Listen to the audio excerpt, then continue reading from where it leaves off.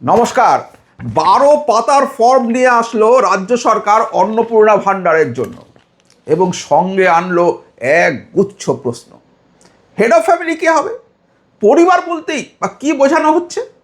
এই ফর্মই বা কোথায় পাওয়া যাবে? এত বিশাল এবং আপাত দৃষ্টিতে জটিল একটা ফর্ম নিয়ে আসলো কেন সরকার? তাদের আসল উদ্দেশ্য কী? কেন লক্ষ্মীর ভাণ্ডার প্রাপকদেরও অন্নপূর্ণা যোজনার সুবিধে পেতে গেলে এই 12 পাতার ফর্ম পূরণ করতেই হবে? আর কেনই বা এই ফর্ম ফিল আপে প্রায় প্রতিটি ধাপে রয়েছে পা পিছলানোর ভয়? কিন্তু চিন্তার কিছু নেই, ঘাবড়াবেন না। এই ভিডিওতে আমি আপনাদের শুধু এই ফর্ম ফিল আপ করাই দেখাবো না, সঙ্গে ব্যাখ্যা করব এর প্রতিটি ধাপ, দেখাবো যে কোথায় কোথায় লুকিয়ে আছে সেই পিছল সিঁড়িগুলি। আর এই ফর্ম ফিল আপ আমি দেখাবো বাংলা এবং ইংরেজি এই দুটো ভাষার ফর্মেই। এই ভিডিওতে আমি বাংলা ফর্মটা ফিল আপ করে দেখাচ্ছি, ইংরেজি ফর্মটা এর পরের ভিডিওতে আসবে। আমি ওপরের আই বাটন আর নিচের ডেসক্রিপশন বক্সে লিঙ্ক দিয়ে দিলাম। এই তথ্য কোনো সোশ্যাল মিডিয়া, ইউটিউব চ্যানেল বা টিভি চ্যানেলে আপনারা পাবেন না। তাহলে চলুন আর সময় নষ্ট না করে ভিডিওটা শুরু করা যাক।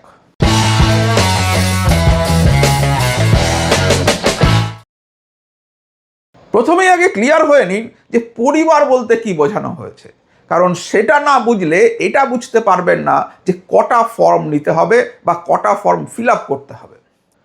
এই ফর্ম ফিল আপে পরিবার বলতে বোঝানো হয়েছে সেই সব লোককে যারা একই বাড়িতে থাকেন এবং একসঙ্গে খাবার খান, মানে একই হেসেল বা রান্নাঘর থেকে খাবার খান। এবারে এখান থেকে সরকার কি বুঝতে চাইছে? সরকার এটা বুঝতে চাইছে যে এই রকম একটা পরিবার, তারা পরিবার পিছু কি কি সরকারি সুযোগ সুবিধা এখন ভোগ করছে এবং তাদের অন্য কোন কোন সরকারি সুযোগ সুবিধার প্রয়োজন আছে। কিভাবে? আমি একটা উদাহরণ দিয়ে ব্যাপারটা বোঝাচ্ছি। এই ফর্মে একটা জায়গায় বলা আছে যে আপনার পরিবারের টোটাল সদস্য সংখ্যা কত, আবার আরেক জায়গায় বলা হচ্ছে যে পরিবারের টোটাল উপার্জন কত। এবার ধরুন দুটো পরিবার এই ফর্মটা ফিল আপ করছে, দুটো পরিবারেরই রোজগার 20,000 টাকা, কিন্তু একটা পরিবারে 3 জন সদস্য আছে, আরেকটা পরিবারে 6 জন সদস্য আছে। এইবার সরকার এখান থেকে এটা বুঝতে পারবে যে সরকারের সরকার এখান থেকে বুঝতে পারবে যে পরিবার 20,000 টাকা রোজগার করছে কিন্তু 3 জন সদস্য, তারা কম্পারেটিভলি সচ্ছল। আর যে পরিবার 6 জন সদস্য আছে কিন্তু এই 20,000 টাকায় রোজগার হচ্ছে, তার মানে সেখানে সরকার কিছুটা সাহায্য এক্সট্রা করতে পারে। এই ব্যাপারগুলো সরকার জেনে নিতে চাইছে এই ফর্মটার মধ্যে। এবারে চলে আসি ফর্ম ফিল আপে। প্রথমেই আমাদের হেড অফ ফ্যামিলি বা পরিবারের প্রধান কে হবে তা ঠিক করতে হবে। তাহলে আমরা ফর্ম ফিল আপে চলে যাই। এই দেখুন ফর্ম অন্নপূর্ণা যোজনা পারিবারিক তথ্য সংগ্রহের ফর্ম। এই ফর্মে প্রথম যে জিনিসটা আমাদের দেখতে হবে সেটা হচ্ছে যে পরিবারের প্রধানের নাম। আমরা দেখুন এইখানে প্রথমেই আছে এই পরিবারের প্রধানের নাম, এইটাকে আগে আমাদের পূরণ করতে হবে। এখানে পুরো নাম লিখতে হবে আপনাকে, এইখানটায় আপনার হেড অফ ফ্যামিলির নাম। এবার হেড অফ ফ্যামিলি কে হবে?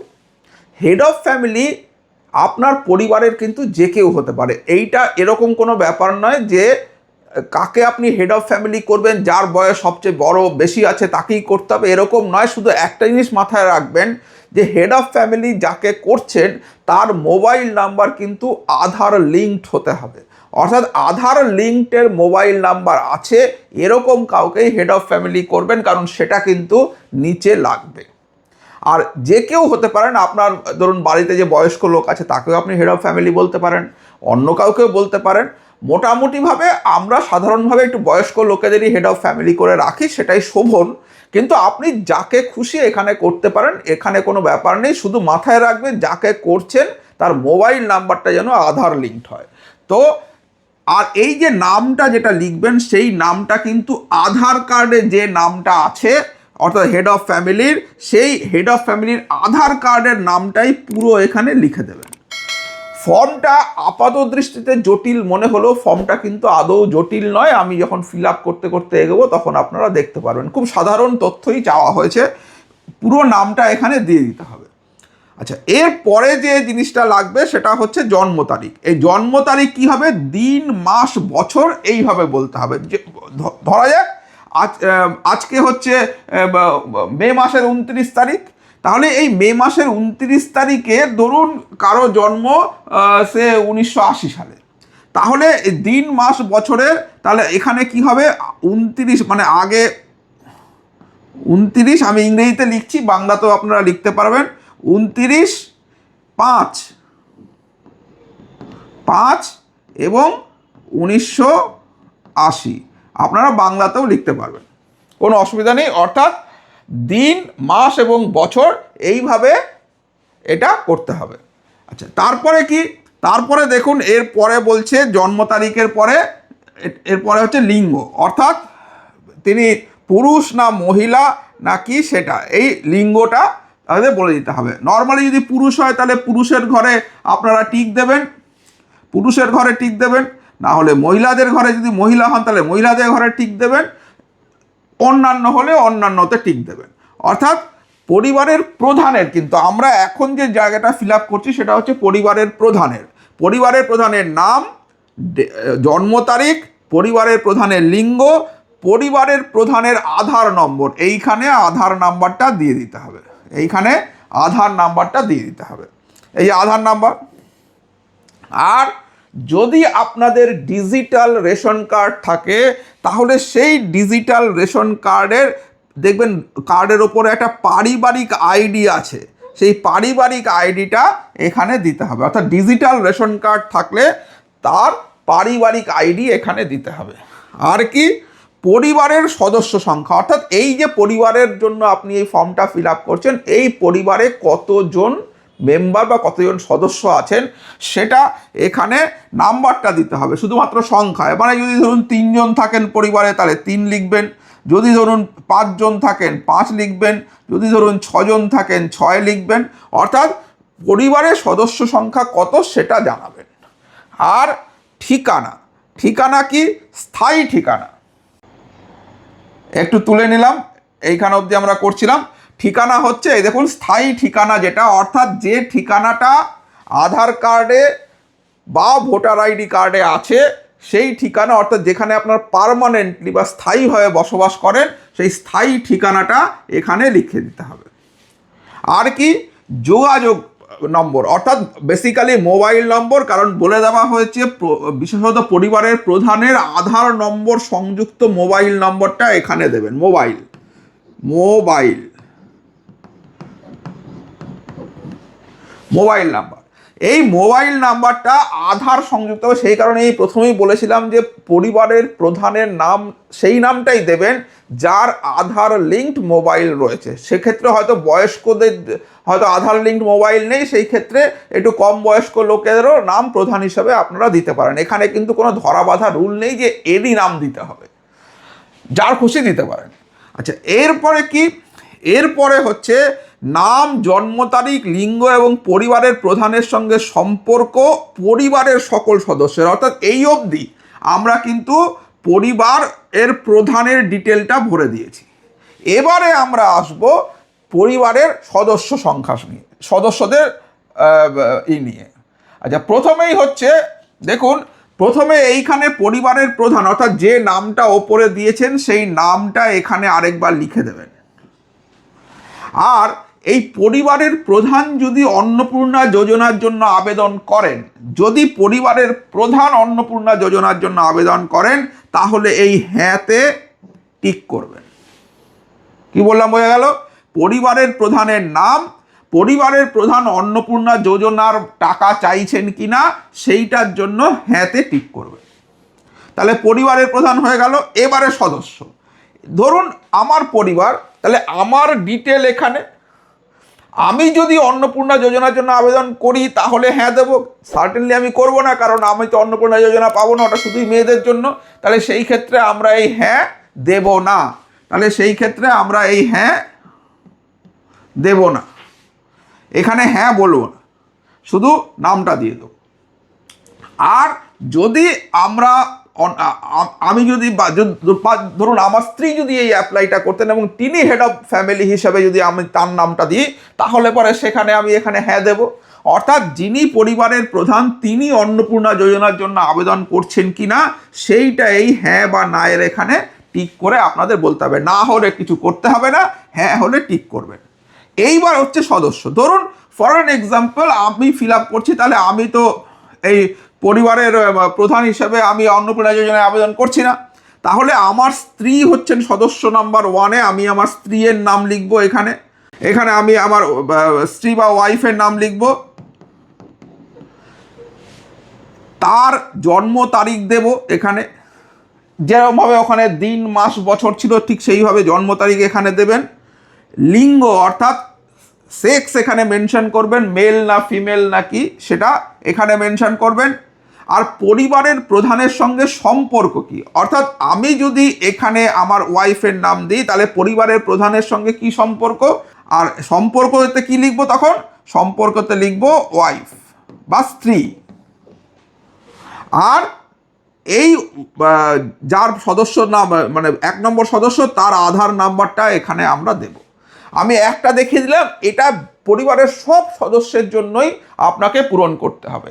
আর ইনি যদি ইনি অন্নপূর্ণা যোজনার জন্য আবেদন করেন তাহলে এখানে হ্যাঁতে টিক করতে হবে। এই দ্বিতীয় হ্যাঁটায়, প্রথম হ্যাঁটা হচ্ছে হেড অফ ফ্যামিলির জন্য, তিনি যদি অ্যাপ্লাই করতে চান। আর যদি উনি অ্যাপ্লাই করতে না চান, ধরুন আমার ক্ষেত্রে আমি বলছি, আমার ক্ষেত্রে আমি যদি হেড অফ ফ্যামিলি হয়ে থাকি তাহলে আমার ক্ষেত্রে আমি এখানে হ্যাঁ দেব না, আমার ওয়াইফের নাম এখানে লিখব, তার জন্ম তারিখ দেব, তার লিঙ্গ দেব, তারপর স্বাভাবিকভাবে লিঙ্গ মহিলা হবে, পরিবারের প্রধানের সঙ্গে সম্পর্ক স্ত্রী বা ওয়াইফ এবং তার আধার নাম্বার, এটা দিয়ে আমি বলবো হ্যাঁ ইনি অন্নপূর্ণা যোজনার জন্য আবেদন করছেন, তাহলে এখানে হ্যাঁতে আমি টিক করে দেবো। এইভাবে যারা যতজন সদস্য রয়েছে এই সদস্যের নামগুলো আমরা এরপরে পরপর দেখুন, ফর্মটা বড় কিন্তু কঠিন নয়, এরকম 5 জন সদস্য অবধি আপনি এখানে ফিল আপ করতে পারবেন। মানে টোটাল 6 জন হচ্ছে হেড অফ ফ্যামিলি একজন, আরও 5 জন সদস্য। এবার যেখানে 6 জনেরও বেশি রয়েছে পরিবারের সদস্য, সেই ক্ষেত্রে আপনারা কিন্তু একাধিক ফর্ম ফিল আপ করতে পারেন। যদিও এই ব্যাপার নিয়ে মানে একই পরিবারের ওনারা বলেছেন, আমি প্রথমে বলেছি যে পরিবার বলতে বোঝানো হয়েছে যারা একই হেসেল থেকে বা একই রান্নাঘর থেকে খাবার খান এবং একই জায়গায় বসবাস করেন, একই ছাদের নিচে বা একই অ্যাড্রেসে। তো সেই ক্ষেত্রে অ্যাডিশনাল ফর্ম আপনারা নিতে পারেন, কোনো অসুবিধে নেই। সেই ক্ষেত্রে আরও ভালো হয়, একটা টিপস হিসাবে দিচ্ছি, সেটা হচ্ছে যদি আপনার ঘরে অন্য আরেকটা জায়গায় একটু রান্নার জায়গা দেখাতে পারেন, একটা স্টোভ আর 2টো বাসন রেখে দিলেন, কারণ এর ভেরিফিকেশন তো উইদিন 1 মান্থ, আপনি আপনার এই জমা নেওয়ার 1 মাসের মধ্যেই আপনার এসে ঘুরে চলে যাবে। তো ওখানে দেখিয়ে দেবেন যে না ভাই আমার ওখানে রান্না হয়, তাহলে সেক্ষেত্রে 2টো ফর্ম ফিল আপ করে নেবেন যদি পরিবারের সদস্য সংখ্যা অনেক বেশি হয়। কিন্তু তা না হলে নর্মালি আপনি এখানে এভাবে ফিল আপ করে নিতে পারেন। এটা কেন সরকার চাইছে, তার সরকার দেখতে চাইছে যে পরিবারকে আমি অন্নপূর্ণা যোজনার টাকা দেব সেই পরিবারের সদস্য সংখ্যা কত। আরও কিছু আছে, এটা আমি প্রথমে উদাহরণ দিয়েছিলাম যে তার ইনকাম কত, সেটা এই ফর্মে আসবে। তাহলে এই ব্যাপারটা অর্থাৎ এই যে জিনিসটা যেটা আমি দেখিয়ে দিলাম এটাই সব সদস্যের জন্য হবে।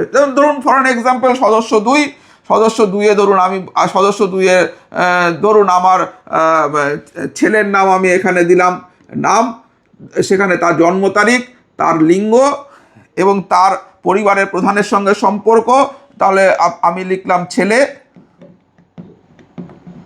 আর তার আধার নাম্বার। এবার সেই ক্ষেত্রে সে কি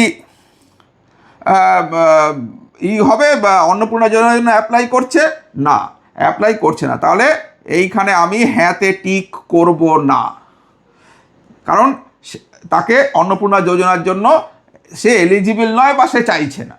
তাহলে এরকমভাবে কিন্তু যদি এখানে আমি ছেলের জায়গায় মেয়ে হতো, ধরুন আমি সদস্য নম্বর 3-এ ধরুন আমি বললাম যে আরেকজনের নাম, তার জন্ম তারিখ, লিঙ্গ মেয়ে, পরিবারের প্রধানের সঙ্গে সম্পর্ক, সেখানে আমি লিখলাম মেয়ে, আধার নাম্বার দিলাম। এবার কি আধার অন্নপূর্ণা যোজনার জন্য অ্যাপ্লাই করতে চাইছে, সে যদি অ্যাপ্লাই করতে চায় তাহলে সেখানে হ্যাঁতে টিক করে দিতে হবে। তাহলে 5 জনের জন্য এটা আপনারা ফিল আপ করে নেবেন। অর্থাৎ আপনার পরিবারের 5 জনের নাম, তাদের আধার নাম্বার, তাদের জন্ম তারিখ এবং পরিবারের প্রধানের সঙ্গে সম্পর্ক কি সেটা এখানে স্পেসিফাই করে দিতে হবে। তাহলে এই যখন 5 নম্বর চলে গেল, আমরা কিন্তু 2 নম্বর পেজ প্রায় কমপ্লিট করে ফেললাম।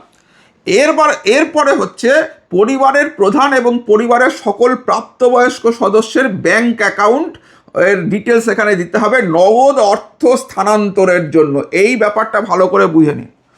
আমি অনেকগুলো কোয়ারি করেছি বা অনেক জায়গায় শুনতে পেলাম যে সবার কেন ব্যাংক অ্যাকাউন্ট দিতে হবে। সবার ব্যাংক অ্যাকাউন্ট দেওয়ার প্রয়োজন নেই, কিন্তু যারা অন্নপূর্ণা যোজনা বা অন্য সরকারি প্রকল্পে অর্থাৎ ডাইরেক্ট ব্যাংক ট্রান্সফারের মাধ্যমে কোনো সুবিধে পাচ্ছে, সে যে ব্যাংক অ্যাকাউন্টে সেই সুবিধেগুলো আসছে সেই ব্যাংক অ্যাকাউন্টের নাম্বারগুলো কিন্তু দিতেই হবে। কারণ সেইখানে আপনি যদি তথ্য গোপন করে যান তাহলে কিন্তু ভবিষ্যতে অন্নপূর্ণা যোজনার থেকেও আপনার নাম বাদ হয়ে যাবে, আর একবার বাদ হলে আর সেটাকে জোড়া সাংঘাতিক কঠিন হবে এবং সেই টাকা সরকার ফেরতও চাইতে পারে। সুতরাং এই ফর্ম ফিল আপের ক্ষেত্রে কোনো তথ্য গোপন করবেন না, প্লিজ, অনুরোধ করছি আপনাদের, তাহলে কিন্তু ভবিষ্যতে বড় বিপদে পড়তে পারেন। সুতরাং এই ফর্মে আপনি সেই তাদেরই ব্যাংক অ্যাকাউন্ট দেবেন, যেমন ধরুন হেড অফ ফ্যামিলি, তার ব্যাংক অ্যাকাউন্ট তখনই দেবেন যদি তার ডিবিটি অর্থাৎ ডাইরেক্ট ব্যাংক ট্রান্সফার বা ডাইরেক্ট বেনিফিট ট্রান্সফারের জন্য আধার লিঙ্কযুক্ত ব্যাংক অ্যাকাউন্ট প্রদান করুন। পরিষ্কার, এমনি ব্যাংক অ্যাকাউন্ট দেওয়ার দরকার নেই। বলছেন সেই ব্যাংক অ্যাকাউন্ট যদি কোনো জায়গায় ডাইরেক্ট ব্যাংক ট্রান্সফার বা ডাইরেক্ট বেনিফিট ট্রান্সফারের মাধ্যমে কোনো ফান্ড সরকারি টাকা আপনার কাছে আসে, তাহলে যে অ্যাকাউন্টে এসছে সেই অ্যাকাউন্টের ডিটেলস এখানে দিতে হবে। এটা হেড অফ ফ্যামিলির জন্য যেমন দিতে হবে ব্যাংকের নাম, তার অ্যাকাউন্ট নাম্বার আর তার আইএফএসসি কোড। সেরকম প্রত্যেক সদস্য যাদের ডিবিটির মাধ্যমে টাকা আসে বা যারা এই অন্নপূর্ণা যোজনায় টাকা চান তাদের ব্যাংকের নাম, অ্যাকাউন্ট নাম্বার এবং আইএফএসসি দিতে হবে। ধরুন আমার ছেলে চায় না, ধরুন 2 নম্বর সদস্য, ফর অ্যান এক্সাম্পল আমি ধরছি, তাহলে ওনার ক্ষেত্রে ব্যাংক অ্যাকাউন্ট দেওয়ার কোনো দরকার নেই। আবার মেয়ে চায়, তার জন্য ব্যাংক অ্যাকাউন্ট দিতে হবে। আমার ওয়াইফ চান, তাহলে তার জন্য ব্যাংক অ্যাকাউন্ট দিতে হবে। অর্থাৎ যারা চাইছেন তারা ব্যাংক অ্যাকাউন্ট দেবেন, আর যাদের অ্যাকাউন্টে সরকারি কোনো টাকা আসে, সেটা পেনশনের টাকা হতে পারে, সেটা অন্য কোনো টাকা হতে পারে, অর্থাৎ সরকারি সুবিধের মাধ্যমে যারা কোনো টাকা পয়সা পান বা সরকার থেকে যারা কোনো টাকা পয়সা পান তাদের অ্যাকাউন্টের ডিটেলসগুলো এখানে দিয়ে দিতে হবে। মানে ধরুন আপনি যদি পেনশনও পান তাহলে সেই অ্যাকাউন্টের ডিটেলসও এখানে দিতে হবে, কারণ পেনশন সরাসরি আপনার ব্যাংক অ্যাকাউন্টে জমা পড়ে। এবার এটা 5 জন সদস্যের জন্যই আপনাদের দিতে হবে। তাহলে এই পার্টটা হয়ে গেল। এই ফর্ম ফিল আপ প্রসঙ্গে বলে রাখি যে আমি ঠিক করেছি জুন মাসের 2-3 তারিখ নাগাদ আমি এই ফর্ম ফিল আপ নিয়ে একটা লাইভ ভিডিও করব, যেখানে আপনারা আমার সঙ্গে ভিডিওতে বসে নিজেদের ফর্মটা ফিল আপ করে নিতে পারবেন। আর কোনো অসুবিধা হলে বা কোনো জায়গায় বুঝতে অসুবিধা হলে সঙ্গে সঙ্গে আমাকে ওই লাইভেই প্রশ্ন করতে পারবেন। এই লাইভ ভিডিওর ডিটেলস আমি এই চ্যানেলে এবং আমাদের অন্য একটি চ্যানেল বিউটিফুল জার্নিজের কমিউনিটি পোস্টে দেবো 1 তারিখ নাগাদ। আপনারা প্লিজ এই চ্যানেল দুটি এখনও সাবস্ক্রাইব না করে থাকলে চট করে নিন, যাতে আপনারা ওই কমিউনিটি পোস্টটা দেখতে পান এবং লাইভে আমার সঙ্গে ফর্ম ফিল আপে যোগ দিতে পারেন। ওই লাইভটি কিন্তু বিউটিফুল জার্নিজ চ্যানেলে আসবে, তাই ওই চ্যানেলকে সাবস্ক্রাইব করলে আপনি ওই লাইভ ভিডিওতে আমাকে সরাসরি ফর্ম ফিল আপের সংক্রান্ত প্রশ্ন করতে পারবেন। এবারে চলুন আবার ফর্ম ফিল আপে ফিরি। অ্যাকাউন্ট নম্বরে পার্ট শেষ হয়ে যাওয়ার পরে আসছে এপিক নম্বর, অর্থাৎ এরপরে ভোটার আইডি কার্ডের নাম্বার দিতে হবে। হেড অফ ফ্যামিলির এপিক নাম্বার এবং এই এপিক নম্বরের সঙ্গে বিধানসভা ক্ষেত্র এবং অংশ নম্বরও এখানে দিতে হবে। এই ডিটেলসটা আপনাদের প্রত্যেকের ভোটার আইডি কার্ডে আছে, সুতরাং সেটা আপনারা দিয়ে দেবেন। এই ভোটার আইডি কার্ডের এপিক নম্বর হেড অফ ফ্যামিলির জন্য, 1 নম্বর সদস্যের জন্য, 2 নম্বর সদস্যের জন্য, 3 নম্বরের জন্য, 4 নম্বরের জন্য এবং 5 নম্বরের জন্য। অর্থাৎ যারা ভোটার রয়েছেন আপনার পরিবারের প্রত্যেকের নাম এখানে দিয়ে দেবেন। তো এইটা হয়ে গেল। এরপরে আসছে যে আপনারা কোনো ক্যাটেগরিতে বিলং করেন কিনা, কোনো বিভাগে। যদি কোনো বিভাগে বিলং না করেন তাহলে অসংরক্ষিততে টিক করবেন।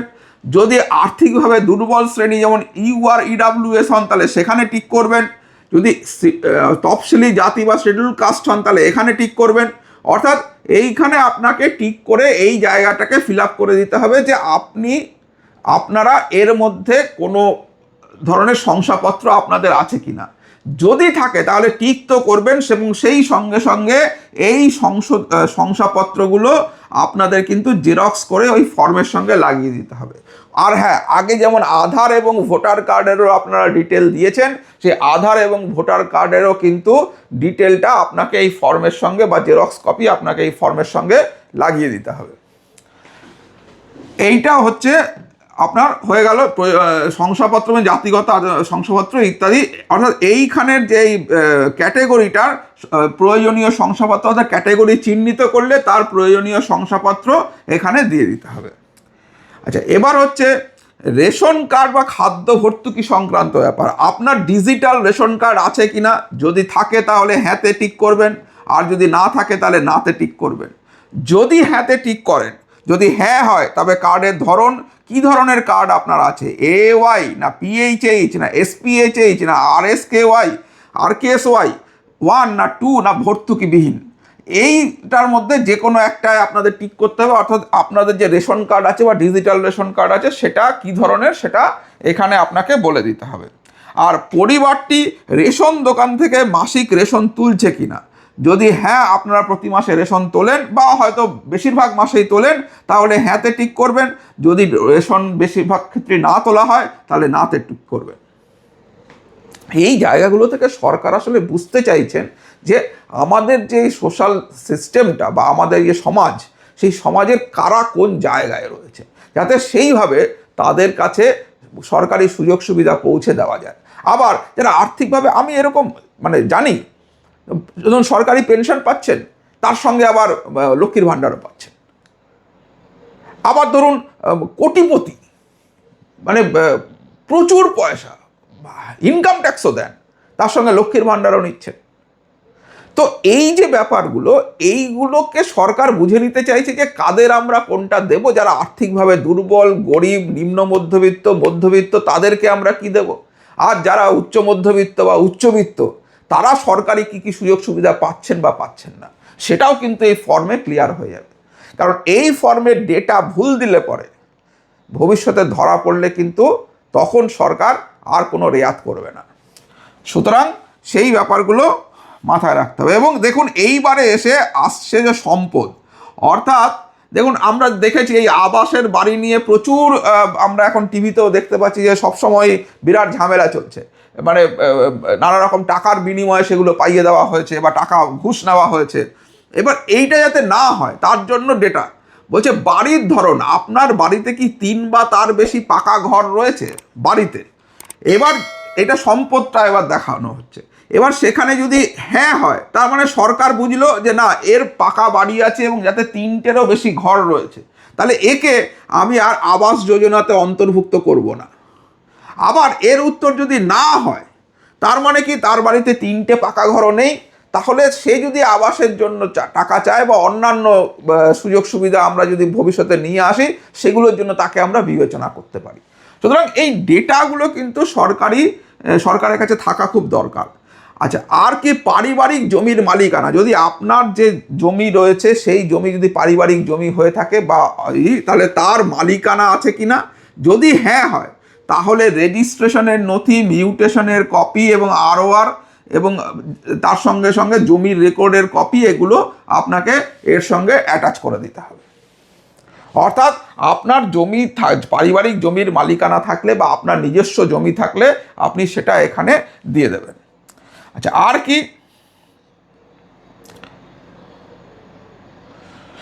পরিবারের সকল সদস্যের মোট জমির পরিমাণ, ধরুন আপনার 2 কাঠা জমি কেনা আছে, কারো হয়তো 3 কাঠা জমি কেনা আছে, কারো হয়তো চাষের জমি 1 বিঘে কেনা আছে, কারো হয়তো 5 বিঘে জমি আছে। এই টোটাল জমি কত আছে আপনার পরিবারের, সেইটা এইখানে উল্লেখ করতে হবে। অর্থাৎ সবারটা যোগ করে টোটাল কত শতক জমি রয়েছে সেটা আপনাকে এখানে দিয়ে দিতে হবে। সরকার এখান থেকে বুঝতে চাইবে যে আপনারা কতটা সম্পদের মালিক, তাহলে আপনাদের সেই অনুযায়ী সরকার ডিসাইড করবে যে তাকে আরও কিছু সুযোগ সুবিধা আমরা দেব না দেব না। অর্থাৎ এই ব্যাপারগুলোর জন্যই কিন্তু এই ফর্মটা, এবং সেখানে এই যে টোটালি তার রেজিস্ট্রেশনের নথি, সর্বশেষ ROR জমির নথি ইত্যাদি এর সঙ্গে অ্যাটাচ করে দিতে হবে। আর কি আছে, যানবাহন সম্পদের ক্ষেত্রে আছে যে বলছেন আপনি বা আপনার পরিবারের কোনো সদস্য কি অবাণিজ্যিক মোটর চালিত 4 চাকার গাড়ির মালিক বা আছে? যদি হ্যাঁ হয় তবে গাড়ির সংখ্যা এখানে উল্লেখ করতে হবে। একটি গাড়ি থাকলে 1, দুটি গাড়ি থাকলে 2, তিনটি থাকলে 3, চারটি থাকলে 4, এবং গাড়ির রেজিস্ট্রেশন নাম্বারগুলো এখানে উল্লেখ করে দিতে হবে। যদি থাকে তাহলে তার মডেল এখানে বলে দিতে হবে, মডেল বলে দিতে হবে যে কী মডেলের আছে। আপনি কি SUV ইউজ করেন তারপরও লক্ষ্মী ভাণ্ডার চাইছেন, নাকি আপনার একটা সাধারণ 4 চাকার গাড়ি আছে আপনার নিজস্ব কাজের জন্য, তাহলে আপনি চাইছেন। অর্থাৎ সরকার বুঝতে চাইছে, কারণ এত দুর্নীতি হয়েছে, এত বিভিন্ন দুর্নীতির যে আমরা পরতে পরতে বেরোচ্ছে দেখছি, তার পরিপ্রেক্ষিতে সরকারও মনে করছে তাদের কাছে ডেটাটা স্বচ্ছ ডেটা থাকা উচিত। তো এইটা হয়ে গেল। আচ্ছা, এরপরে যেটা আসছে সেটা হচ্ছে যে পরিবার ভিত্তিক সদস্যদের স্বাস্থ্য বীমা আছে কি। যদি না থাকে তাহলে নাতে বলবেন, যদি হ্যাঁ হয় তবে বেসরকারি বা সরকারি কিনা সেটা বলবেন, এবং বিমার অঙ্ক এবং প্রিমিয়ামের বিবরণ উল্লেখ করবেন।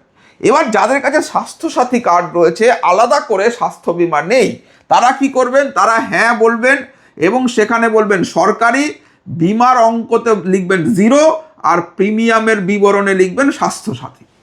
তাহলে তারা সরকার বুঝতে পারবে যে আচ্ছা এদের রয়েছে, এরা স্বাস্থ্যসাথীর আওতাভুক্ত। তাহলে ক্লিয়ার হয়ে গেল। তো এরকম প্রত্যেকের জন্য, অর্থাৎ হেড অফ ফ্যামিলির জন্য, মোদ্দা কথাই 5 জনের জন্যই যেহেতু ফর্মটা পূরণ করতে হচ্ছে, সেই জন্য ফর্মের দৈর্ঘ্যটা বেড়েছে। এবং প্রত্যেক সদস্যের জন্য সরকারি না বেসরকারি, বিমার অঙ্ক কত এবং প্রিমিয়াম কত, সেটা আপনাকে সদস্য 1, সদস্য 2, সদস্য 3, সদস্য 4 এবং সদস্য 5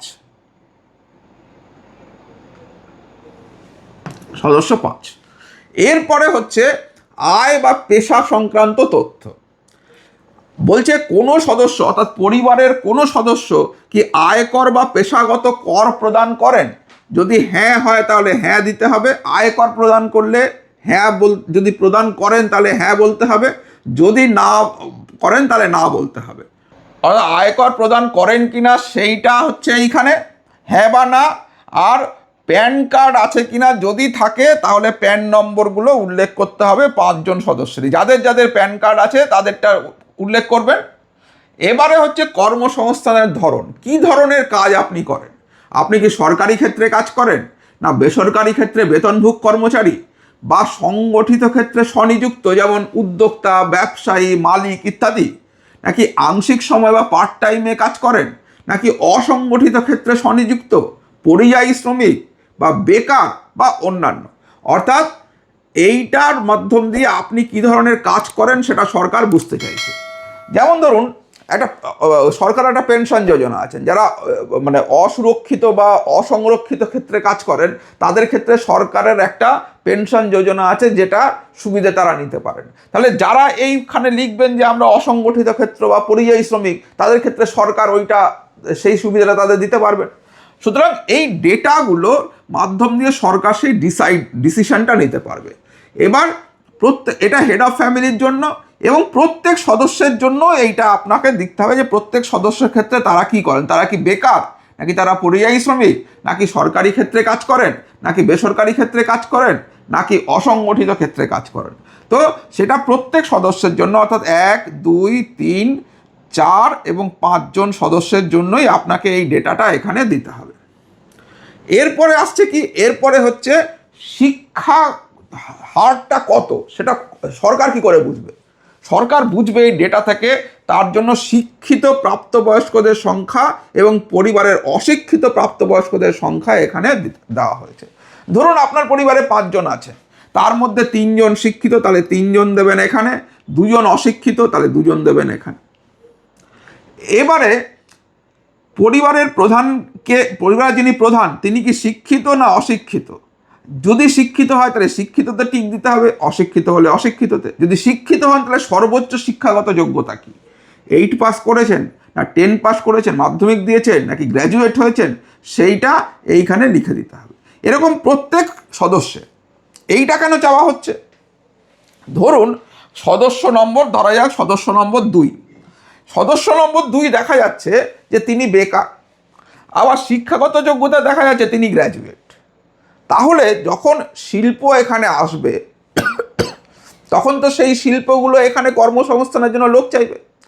তারা কি ধরনের লোক পাবে সেটা কিন্তু তারা এই ডেটা থেকেই বেছে নিতে পারবে। তাদেরকে আলাদা করে আর সরকার তাদেরকে ডেটা দিয়ে দেবে, বলে দেখুন এরা গ্র্যাজুয়েট কিন্তু বেকার রয়েছে, বা এরা 10 পাস করেছে কিন্তু কোনো কাজ করছে না, বা এরা গ্র্যাজুয়েট করেছে কিন্তু পার্ট টাইম জব করে। তাহলে তাদের কাছে, ওই শিল্প সংস্থাগুলোর কাছে সুযোগ থাকছে, তারা এই ডেটা থেকে বাঁচতে পারবে। সুতরাং এই ডেটাটা কালেক্ট হয়ে চলে যাবে তখন তাদের কাছে, বা সরকারের থেকে সরকার তাদেরকে বলবে দেখুন আমাদের কাছে এই ডেটা রয়েছে, আপনারা দেখে নিন। তো এই ব্যাপারগুলো এইখানে হচ্ছে। তো সেই জন্য প্রত্যেক সদস্যের শিক্ষিত কিনা অশিক্ষিত কিনা, সর্বোচ্চ শিক্ষাগত যোগ্যতা কত, সেগুলো তারা এক এক করে জেনে নিতে চাইছে। এবং এই 5 জন সদস্যের শিক্ষাগত যোগ্যতা এইখানে রয়েছে। আচ্ছা, এরপরে হচ্ছে 5 নম্বর, কোনো সদস্য কি কোনো সাংবিধানিক পদ, মন্ত্রী, সাংসদ, বিধায়ক বা পৌর স্থানীয় সংস্থা এবং পঞ্চায়েত সংস্থার প্রাক্তন বা বর্তমান ধারক? অর্থাৎ এইগুলো কিনা, যদি হ্যাঁ হয় হ্যাঁ, যদি হ্যাঁ হয় তাহলে তার সদস্য নম্বর কত সেটা এখানে স্পেসিফাই করতে হবে। আবার জিজ্ঞেস করছে কোনো সদস্য কি সরকারি পেনশনভোগী, হ্যাঁ বা না। যদি হ্যাঁ হয় তাহলে যিনি সরকারি পেনশনভোগী তার সদস্য নম্বর। ধরুন 3 নম্বর সদস্য তিনি সরকারি পেনশন পান, তাহলে এখানে লিখতে হবে 3, এবং তার যে পেনশনারি সেই পেনশনের নাম্বারটা, এবং যদি হয় তাহলে পেনশন স্লিপ যেটা রয়েছে সেটা এর সঙ্গে সংযুক্ত করতে বলা হচ্ছে। অর্থাৎ সরকার তার পরবর্তী পদক্ষেপ ঠিক করবে এই ডেটার ভিত্তিতে। সেই জন্য এই ডেটাগুলো তাদের কাছে চাওয়া হচ্ছে। এই যে আমি একটু আগে বললাম, আমি জানি এরকম সরকারি পেনশনও পাচ্ছেন, লক্ষ্মীর ভাণ্ডারও পাচ্ছেন, এটা তো ওয়েস্টেজ অফ মানি। সুতরাং সেটা যাতে না হয় সেটা এনশিওর করা হচ্ছে এই ইসের মাধ্যমে, যে আপনি কি সরকারি পেনশনভোগী। যদি আপনি না বলে নিয়ে নেন এবং পরে দেখা যায় যে আপনি সরকারি পেনশনভোগী, তাহলে পুরো টাকা সুদ সমেত আবার ফেরত দিতে হবে। তো এই ব্যাপারগুলো রয়েছে। আবার কোনো সদস্য কি জিএসটির অধীনে নিবন্ধন, অর্থাৎ জিএসটি রেজিস্ট্রেশন আছে কিনা কারো, যদি হ্যাঁ তাহলে জিএসটিআই এর নাম্বারটা দিতে হবে। আর কি যেটা এখানে খুব ইম্পর্টেন্ট সেটা হচ্ছে পরিবারের মোট বার্ষিক আয় টাকায়, অর্থাৎ সব সদস্য মিলিয়ে এই পরিবারের আপনার বার্ষিক আয় কত সেইটা এইখানে স্পেসিফাই করতে বলা হয়েছে। ধরুন আপনার টোটাল পরিবারের সবাইকে মিলিয়ে বার্ষিক আয় যদি 5 লক্ষ হয়, 5 লক্ষ টাকা দেবেন বার্ষিক আয়, কিন্তু মাসের নয়। মাসে যদি 20,000 টাকা হয় তার মানে বছরে কত হলো, 2,40,000 টাকা। মাসে যদি 30,000 টাকা আপনার পরিবারের মোট আয় হয়, তার মানে বাৎসরিক আয় কত, 3,60,000 টাকা। এই বাৎসরিক আয়টা এখানে দেওয়ার কথা। অর্থাৎ আপনাদের মাসিক যে রোজগার, সেই রোজগারকে 12 দিয়ে গুণ করলে অ্যাভারেজ যা রোজগার, ধরুন কোনো মাসে 20,000 হলো, কোনো মাসে 10,000 হলো, কোনো মাসে 15,000 হলো, তাহলে ধরে নিলেন আপনার হয়তো মাসিক অ্যাভারেজ হয়তো 15,000 টাকা। তাহলে ইন্টু 12 সেই টাকার অঙ্কটা এখানে দিতে হবে। ঠিক আছে, যদি আপনার মাসিক আয় 20,000 টাকা হয় তাহলে ইন্টু 12 মাস, তাহলে সেটা বার্ষিক আয় বেরিয়ে যাবে। ঠিক আছে, এইবারে অন্যান্য পরিচয় ও নথি, সিএতে আবেদনের বর্তমান অবস্থা যদি থাকে, যদি আপনারা কেউ সিএতে অ্যাপ্লাই, দেখুন এই ডেটা কিন্তু শেষ হয়ে গেল 7 পাতাতে। এবারে অন্য জিনিস, সিএতে আবেদন করেছেন কিনা, যদি আবেদন করে থাকেন তাহলে কে আবেদন করেছেন, হেড অফ ফ্যামিলি কি করেছেন, যদি না হয় তাহলে শুধু বলবেন প্রযোজ্য নয়। অর্থাৎ এখানে আপনাকে ফিল আপ, যদি আপনাদের সিএ এর কোনো ব্যাপার না থাকে তাহলে সবার ক্ষেত্রে এই প্রযোজ্য নয় প্রযোজ্য নয় প্রযোজ্য নয় করে চলে যাবেন। ঠিক আছে, যদি কেউ অ্যাপ্লাই করে থাকেন তাহলে তার ক্ষেত্রে ডেটাটা দিতে হবে, আর না হলে শুধু প্রযোজ্য নয় করে চলে গেলেই হবে। আর কি আপনাদের কারো কিষাণ ক্রেডিট কার্ড, কিষাণ ক্রেডিট কার্ডের বা শিল্পী ক্রেডিট কার্ড, মৎস্যজীবী ক্রেডিট কার্ড, শিক্ষার্থী ক্রেডিট কার্ড এইগুলো আছে কিনা, যদি থাকে তাহলে হেড অফ ফ্যামিলির যদি কোনোটা থাকে তাহলে তার নম্বর, আইডির সংখ্যা, যে তারিখে ইস্যু করা হয়েছে, এবং বাকি সদস্যদের যদি কারো কিছু থাকে তাহলে সেইগুলো এখানে বলা হয়, সদস্য 1, সদস্য 2, সদস্য 3, সদস্য 4, সদস্য 5। আচ্ছা, এরপরে কি, যদি এসআইআর 2026-এ নাম বাদ পড়ে থাকে তবে মামলাটি ট্রাইব্যুনালে বিচারাধীন কিনা। যদি এসআইআরে আপনার নাম উঠে গিয়ে থাকে তাহলে শুধু বলবেন প্রযোজ্য নয়, অর্থাৎ আপনার এই ব্যাপারে কিছু নেই। কিন্তু যদি এসআইআর এর নাম বাদ পড়ে গিয়ে থাকে এবং আপনি ট্রাইব্যুনালে অ্যাপ্লাই করে থাকেন, তাহলে মামলার বিবরণ অর্থাৎ এখন স্ট্যাটাস কী আছে সেটা আপনাকে জানাতে হবে। ঠিক আছে, এটাও এবার প্রত্যেকের জন্য, পরিবারের প্রধান, সদস্য 1, 2, 3, 4, 5। যদি এসআইআর এর নাম উঠে গিয়ে থাকে তাহলে সিম্পলি লিখবেন প্রযোজ্য নয়। ঠিক আছে, এরপরে হচ্ছে সামাজিক মর্যাদা এবং নির্ভরশীল ব্যক্তিগণ। দেখুন এইখানে যে জিনিসগুলো চাওয়া হচ্ছে সেখানে হচ্ছে যে বিদ্যালয় অধ্যয়নরত পরিবারের সকল শিশুর বিবরণ, অর্থাৎ কারা স্কুলে যাচ্ছে, কতজন স্কুলে যায়, কেউ স্কুলে যায় না এরকমও আছে কিনা। এরকম দেখুন, এবার শিশু সদস্য 1, তার শিশুর নাম, তার কোন ক্লাসে পড়ে, কোন স্কুলে পড়ে, বিদ্যালয়ের নাম, কি ধরনের, সরকারি বা সরকারি সাহায্য প্রাপ্ত বিদ্যালয়, না বেসরকারি বিদ্যালয়, না স্বীকৃত মাদ্রাসা, না অন্যান্য মাদ্রাসা বা অন্যান্য কোনো স্কুল। তো সেইটা আপনাকে এখানে শিশু সদস্য 1, 2 এবং 3, 4, এই 4জন শিশু অবধি এখানে আপনারা ডেটা দিতে পারবেন। সেখান থেকে সরকার কি কি সুযোগ সুবিধা আরও দিতে পারে সেগুলো যাচ করতে পারবেন। অর্থাৎ আপনার বাড়িতে যে বাচ্চারা রয়েছে তাদের ডেটাও কিন্তু সরকার নিচ্ছে, কারণ তাদেরকে কি কি সুযোগ সুবিধা দেওয়া যেতে পারে সেটাও এইখান থেকে পরিষ্কার হবে। আর কি, শিশুদের টিকাকরণ কীরকম হয়েছে সেটাও জানতে চাইছে, যে টিকাকরণের বর্তমান অবস্থা, অর্থাৎ শিক্ষাকে যেমন চাইছে তেমন স্বাস্থ্য সংক্রান্ত কিছু ডেটাও চাইছে, অর্থাৎ কি কাজ হয়েছে এবং কি কাজ করতে হবে যাতে সরকারের কাছে তার একটা পরিষ্কার ধারণা আসে। সেখানে কি হয়েছে, শিশু সদস্য 1, 2, 3, 4 তাদের টিকাকরণ হয়েছে না হয়নি সেটাও আপনি এখানে সরকার জানতে চাইছে। যদি হয় তাহলে টিকাকরণের কার্ড, আইডি, আর যদি না হয় তাহলে শেষ টিকা নেওয়ার তারিখ বা টিকা না নেওয়ার কারণ এখানে লিখতে বলা হয়েছে। ঠিক আছে, যদি কোনো শিশু না থাকে তাহলে শুধু এখানে লিখে দেবেন নট অ্যাপ্লিকেবল বা NA বা প্রযোজ্য নয়, হয়ে গেল। আচ্ছা, এরপরে হচ্ছে সরকারি প্রকল্পের আওতায় আপনি কোনো সুবিধে পাচ্ছেন কিনা। পরিবারের, আপনি কি কোনো সরকারি প্রকল্পের সুবিধা ডিবিটির মাধ্যমে পাচ্ছেন?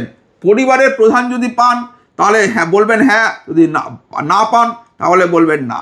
যদি হ্যাঁ বলেন তাহলে কোন প্রকল্প থেকে আপনি সুবিধে পাচ্ছেন সেটা আপনাকে, এটা হেড অফ ফ্যামিলির কোন প্রকল্প থেকে, সেই প্রকল্পের নাম এবং সেই প্রকল্পে থাকতে চান না সেই প্রকল্প প্রত্যাহার করতে চান সেটা এখানে বলতে হবে। যদি থাকতে চান তাহলে কিছুই বলার দরকার নেই, কিন্তু যদি মনে করেন যে সেই প্রকল্পটা প্রত্যাহার করতে চান তাহলে বলবেন হ্যাঁ।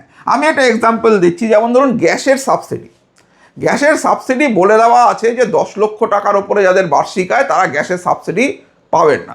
এখন ধরুন যখন তারা গ্যাসের সাবসিডির অ্যাপ্লাই করেছিলেন তখন হয়তো গ্যাসের সাবসিডি তাদেরকে দেওয়া হয়েছিল, তারপরে তাদের ইনকাম ধরুন 10 লাখ টাকা ছাড়িয়ে গেছে, এখনও তারা সাবসিডিটা পাচ্ছেন। এবার ওই সাবসিডি ছাড়ার জন্য আবার গ্যাসের দোকানে যাও, অ্যাপ্লাই করো, এই করো ওই করো, নাই হতে পারে। তো এখানে সেই সুযোগটাও রয়েছে, আপনি বলতেই পারেন যে হ্যাঁ আমি ডিবিটির মাধ্যমে গ্যাসের সাবসিডি পাই, আমি সেটা প্রত্যাহার করতে চাই, আপনি এখানে বলে দিতে পারেন। এবার আপনি যে প্রকল্পের সুবিধাগুলো পাচ্ছেন এবং বাকি সদস্যরা যে যে প্রকল্পের পাচ্ছেন সেই প্রকল্পের নাম দেবেন। একাধিক প্রকল্প থাকলে একাধিক, যেমন ধরুন কন্যা সন্তান থাকলে কন্যাশ্রী পাচ্ছেন কিনা, আবার তার সঙ্গে অন্যান্য কোনো ধরুন লক্ষ্মীর ভাণ্ডারও পাচ্ছেন কিনা। তো এইগুলোকে দিয়ে আপনি সেগুলোকে প্রকল্পের নামগুলো দিতে পারেন, স্কলারশিপ পাচ্ছেন কিনা এবং কোনো প্রকল্প থেকে আপনি নিজেকে প্রত্যাহার করতে চান কিনা সেটা আপনাকে এখানে আপনি বলে দিতে পারেন যদি আপনি চান প্রত্যাহার করতে। আচ্ছা, এইটাই কিন্তু বেসিক্যালি ফর্ম শেষ। দেখুন আমরা 12 পাতায় পৌঁছে গেছি। এবারে আপনাকে একটা ঘোষণা করতে হবে যে আমি এই মর্মে ঘোষণা করছি যে উপরে প্রদত্ত তথ্য আমার জ্ঞান ও বিশ্বাস অনুযায়ী সত্য এবং প্রযোজ্য ক্ষেত্রে আমি সকল সহায়ক নথি প্রদান করেছি এবং উপরে উল্লিখিত কোনো মানদণ্ড বাদ দিইনি। পরিষ্কার ডিক্লেয়ার করছেন আপনি। আমি অবগত যে আমার প্রদত্ত কোনো তথ্য মিথ্যা প্রমাণিত হলে আমার সামাজিক সুরক্ষা সংক্রান্ত সুবিধাসমূহ বন্ধ হয়ে যেতে পারে। এই মর্মে আপনি ডিক্লেয়ার করছেন। এখানে আইদার আপনি স্বাক্ষর করবেন অথবা টিপসই দেবেন এবং সেটা দিয়ে আপনাকে ফর্মটা জমা দিতে হবে। এবং দেখুন এই ফর্মের লাস্টে যেটা আমি প্রথমেই বলেছিলাম সেটাও বলা আছে, পরিবার বলতে এমন একদল ব্যক্তিকে বোঝায় যারা সাধারণত একসঙ্গে বসবাস করেন এবং একই রান্নাঘর থেকে খাবার গ্রহণ করেন। তাহলে এই ফর্ম ফিল আপ ক্লিয়ার হয়ে গেল। আর আমি এর আগেও বলে দিয়েছি আপনাদের এই ফর্ম ফিল আপটা আমি ইংরেজি ভাষাতেও নিয়ে আসব, তার লিঙ্কও আমি নিচে ডেসক্রিপশন বক্সে দিয়ে দেবো, ওপরের আই বাটনেও থাকবে। যদি আপনি ইংরেজি ফর্ম ফিল আপটা করতে চান তাহলে সেই ভিডিওটা দেখে নিতে পারেন। আর এছাড়া 2-3 তারিখ নাগাদ আমি একটা লাইভ অনুষ্ঠান এই ফর্ম ফিল আপে করবো। সেটা 1 ঘন্টা, 1.5 ঘন্টা, 2 ঘন্টা, যতক্ষণ সময় লাগবে আপনারা আমার সঙ্গে সেই লাইভে থাকতে পারবেন, থেকে আপনাদের ফর্মে যা যা প্রশ্ন রয়েছে সেগুলো আপনি আমাকে করতে পারবেন। এবং সেই যে সেই প্রশ্নগুলো আপনারা আমাকে যেমন করবেন, আমি এই ফর্ম ফিল আপের মাধ্যমে সেই লাইভ ভিডিওতেই তার উত্তরও দেব, সেখানে আমি সেগুলো দেখিয়েও দেবো। এইটা ওই বিউটিফুল জার্নিজে আসবে। আপনারা চ্যানেলটা কিন্তু সাবস্ক্রাইব করে রাখবেন, কারণ প্রশ্ন করতে হলে বা ওই যে আমি যে কমিউনিটি পোস্টটা দেবো সেটা আপনারা সাবস্ক্রাইব করা থাকলে তবেই কিন্তু আপনারা দেখতে পাবেন। সুতরাং কারণ দেখুন এত লোককে তো এক্সট্রা লোক যারা ধরুন যাদের দরকার নেই তারা তো শুধু একটা ভিডিও তাদের জন্য করে লাভ নেই, কারণ এটা একটা লম্বা ভিডিও হবে পুরো ফর্মটা ফিল আপ করা। তো সেই কারণে আমি ডিসাইড করেছি যে ওই ফর্ম ফিল আপের এটা একদম যাদের দরকার তারাই যাতে পান। সুতরাং সাবস্ক্রাইব করে আপনারা বেল আইকনটা ক্লিক করে রাখবেন, কমিউনিটি পোস্টটাকে ফলো করবেন, ওখানে আমি লিঙ্কও দিয়ে দেবো যাতে ওই লিঙ্কে আপনারা যোগ দিতে পারেন। কটার সময় লাইভটা শুরু হবে সেটাও আমি ওখানে বলে দেবো, সমস্ত ডিটেলস থাকবে। সুতরাং ওই ফর্মটা ওইখানে আমি পুরো ফিল আপ করবো, আপনাদের কোয়ারিগুলো নেব, আপনাদের প্রশ্নগুলো নেব এবং সেই প্রশ্নের উত্তরগুলোও দেব। তাহলে আজকের মতো এখানেই শেষ করছি। ভালো থাকবেন সবাই, সুস্থ থাকবেন, বাই।